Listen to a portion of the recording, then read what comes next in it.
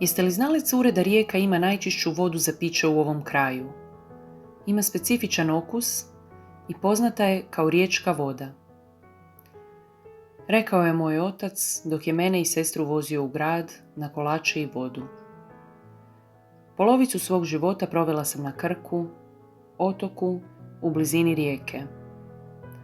Ono što me povezivalo s gradom su moji srednjoškolski dani. Iako sam voljela rijeku, uvijek sam mislila da ću otići i više se neću vratiti. Kako uzbudljivo, novi grad i ta posebna voda. Kad smo izašli iz auta, prelazeći most, promatrala sam sve oko sebe. Uživala sam. Sve me zabavljalo. Zgrade, trgovi i ljudi koji su znali kuda idu.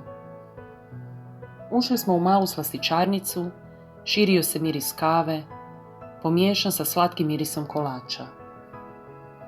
Unutra smo se smjestili za mali stolić i naručili kolače. Iako su svi izgledali primamljivo, jedino što sam htjela je probati tu ukusnu vodu. Napokon sam ju dobila. Okus je stvarno bio drugačiji, tako nježan i lagan. Ha? Jel ti se sviđa? Nisam ništa odgovorila, a tata je dovršio moj kolač. Grad koji mi je nekada bio tako poznat, odjednom mi izgleda novo, kao da sam opet prvi puta ovdje.